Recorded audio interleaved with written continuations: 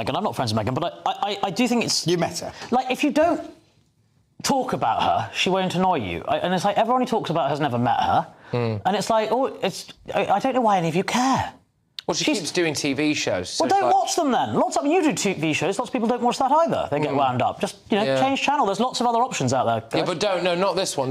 Stay on this one, please. This one you have to watch. This is feeding you. Have to. No, because also this just to let viewers into something, which is that our Westminster studios are 2 floors above the Prime Minister's nuclear bunker. So in the event of the nuclear terrorist attack or whatever happens, conceivably... You say the one as if it's like... Well, yeah, because it'd be the only one, wouldn't it? GB News would be the only news channel available, because we'd be the only one... Yeah, you'd be like the General saying, this is not a coup. Yeah, this is not a coup. We've seen them all off, it's just us now. It's what we always wanted. It's a self-perpetuating thing. The reason she gets commissions is because people like us talk about it, because we get wound up by it, so she gets more commissions. Is Harry all right, though? Because he looks really, really depressed. I think he's fine. Yeah? I'm sure he's fine, yeah. OK. It's not something I'm going to talk about at great length. OK, fair enough. Well, there you go. But he's not, when you say he's all right, I mean, he's fine.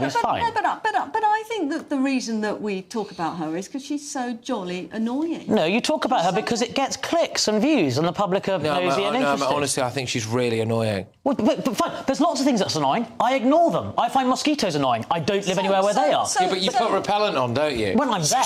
Surely you own half of Scotland, Archie. I mean, come on. But if you find something annoying, I mean, you've got plenty of colleagues you find annoying. You probably don't see them. So, Archie, I was looking... We all get on very well together at GB News. So I was looking in the Daily Mail today when I was with my mum in hospital. That organ of pro-Meghan truth. Page 3, I come to Meghan. Page 3, is it? Page 3 good? I go straight on and I find something far more interesting. An Aldi meat pie. Oh, it looks nice, that pie. Go and buy the pie. That looks a hell of a lot better than that stuff that on her video. Anna, the great joy of a newspaper is if you're not interested in an article, you turn the page. I can teach you how to do it. It's amazing. We did it. So it's an old-fashioned technique, but it works.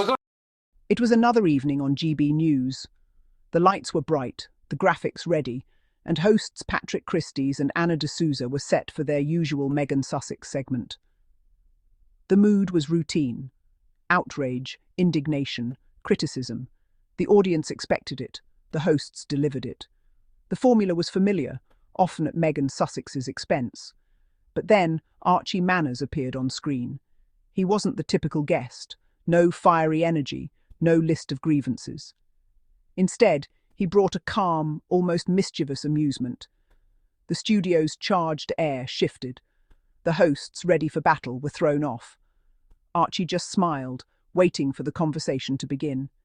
He didn't lean in or look stern. He simply exuded unflappability. It was a stark contrast to the show's usual high-strung energy. The hosts were used to guests who fed the fire. Archie brought water. The echo chamber was about to be politely disrupted. This silent disruption set the stage for everything that followed. Before a single argument, Archie's demeanour challenged the segment's premise. The unspoken rule, everyone must care, must be outraged. But Archie's calm suggested a radical alternative. What if, instead of fueling baseless criticism, we recognised Meghan Sussex's resilience, intelligence and grace? What if the endless debate was just a storm in a teacup, distracting from her achievements and strength? The hosts were about to find out that their most reliable outrage topic could be dismantled, not with anger, but with simple, uplifting logic that called out the futility of negativity. The show was about to get interesting. The air in the studio had changed, and perhaps so had the conversation, towards something more positive and far more meaningful. Patrick Christys was in his element, ready to scrutinise Meghan's latest venture, her lifestyle brand, a jar of jam, or any new project she launched. But instead of celebrating her creativity and entrepreneurial spirit, the focus was on finding fault. Patrick's tone was practiced, his questions designed to cast doubt rather than acknowledge Meghan's achievements. This was the usual formula: inflate a minor story, stir up controversy, and ignore the positive impact Meghan continues to make. The segment became an echo chamber, reinforcing negativity instead of offering a balanced perspective. Meghan, a woman of resilience and compassion, was unfairly cast as a villain. Patrick expected Archie to join in the criticism, to add to the chorus of detractors. But Archie chose a different path. He listened respectfully, allowing Patrick to present his case. No interruptions, no agitation, just thoughtful observation. Archie recognised that the outrage was built on shaky ground, ignoring Meghan's real accomplishments. He was ready to gently challenge the negativity and highlight Meghan's strengths. The performance was about to be disrupted by a dose of positivity. The audience, expecting more criticism, was about to hear something refreshing. Archie's presence was a quiet but powerful reminder that Meghan's story is one of perseverance and achievement. The usual script was about to be rewritten, with respect and encouragement. The echo chamber was about to reflect something new, thoughtful criticism of the haters and recognition of Meghan's positive impact. The stage was set for a more uplifting, honest conversation. After Patrick's setup, he turned to Archie, expecting more criticism. Instead, Archie shifted the conversation. Why focus so much negativity on Meghan? He didn't join in the criticism. He questioned why Meghan's strengths are so often overlooked.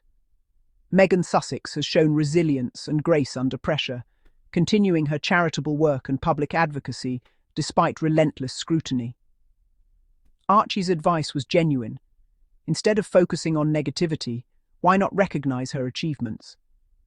Meghan Sussex lives thousands of miles away, yet her positive impact reaches across borders. If her presence in the media stirs strong feelings, perhaps it's worth asking why her successes aren't celebrated more. Archie explained that constant criticism only fuels negativity, while ignoring her strengths does a disservice to viewers. The media often amplifies controversy, but rarely highlights her ability to rise above it. Archie's logic was clear. Focusing on the positive is a choice. If the negativity is overwhelming, you can choose to see the good instead. This wasn't complex analysis, just a reminder to look for the positive. Archie treated the Meghan obsession as a missed opportunity to celebrate resilience, not a political crisis. The hosts were unprepared for this perspective. Archie turned the camera back on them. Why not focus on her strengths? The real story wasn't Meghan herself. It was the choice to ignore her positive contributions. The truth was simple, and it challenged the cycle of unwarranted negativity. The segment's premise was quietly, but thoroughly, transformed, encouraging viewers to see Meghan Sussex in a new positive light. Patrick and Anna looked genuinely bewildered. They expected a debate about Meghan, but instead received a thoughtful reminder of her positive influence. Patrick tried to push back, insisting people were interested in the criticism. Archie calmly pointed out, Meghan's charitable work and advocacy are what truly inspire conversation. Anna shared a story about hospital newspapers filled with Meghan Sussex stories, thinking it proved public obsession. Archie gently noted, those newspapers are the media too, often fueling criticism instead of celebrating her achievements. The hosts were being shown the illogical cycle of negativity. The narrative of constant criticism was slipping from their grasp. Archie refused to accept the flawed premise, instead highlighting Meghan's positive impact and resilience. The echo chamber of criticism was exposed as self-sustaining and illogical. The unravelling was quiet, polite, and ultimately uplifting, reminding everyone of the good Meghan brings. Archie continued his calm deconstruction. He outlined the obsessive cycle.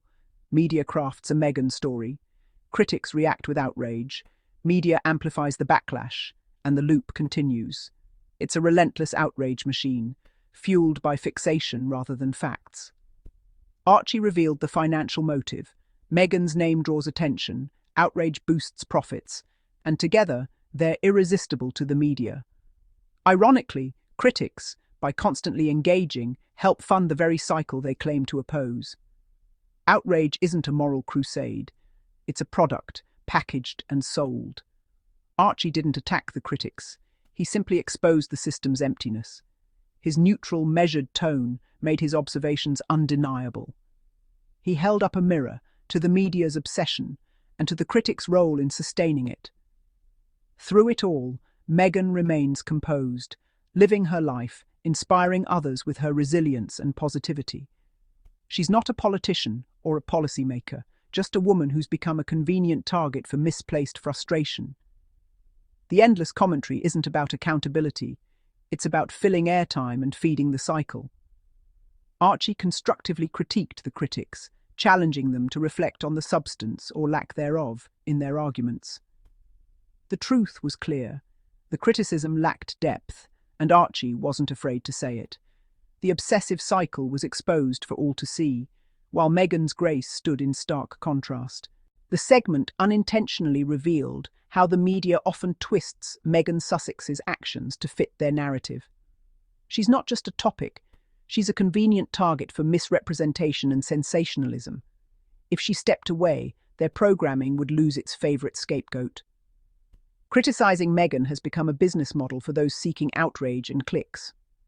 Archie's suggestion to stop talking about her was a threat to their cycle of negativity. Outrage is manufactured, and Meghan is unfairly cast as the villain. The criticism is relentless, not because of public interest, but because it serves the media's agenda. Through it all, Meghan handles the storm with remarkable dignity, rarely responding to the noise. This isn't journalism. It's a drama built on distorting her story. The media profits from division, but we can choose to see through the negativity and support positivity. Archie's logic exposed the emptiness of the outrage machine and the motives of its loudest critics. The outrage industry needs a target, but it's time to question why and to reject the hate. Meghan's grace under fire is a reminder that dignity outshines division every time. The irony is stark. Meghan thrives in California, building her life, while her critics remain fixated. She doesn't engage or respond. Her silence is her power. Her critics are trapped, professionally and emotionally tethered to her. They expend energy dissecting her life, while she pays them no mind. Archie's appearance captured this dynamic. He offered disengagement, they clung to fixation. Their inability to accept his advice showed the depth of their obsession. Meghan's power comes from indifference. The more she ignores them, the louder they shout. She builds her story. They build content around her. She's the main character in her own life and in theirs. One side creates and moves forward. The other reacts and fixates. Archie didn't win a debate. He held up a mirror. For a moment, the hosts saw their own reflection. The truth was uncomfortable, but clear. Meghan probably hasn't thought about it all day. The critics, meanwhile, are still talking. Through it all, Meghan Sussex continues to rise above the noise, showing resilience and grace in the face of relentless negativity. Her perseverance is inspiring, and a reminder that we can all choose to support and uplift those who face unfair criticism. Let's celebrate her strength and stand with her as she thrives no matter what.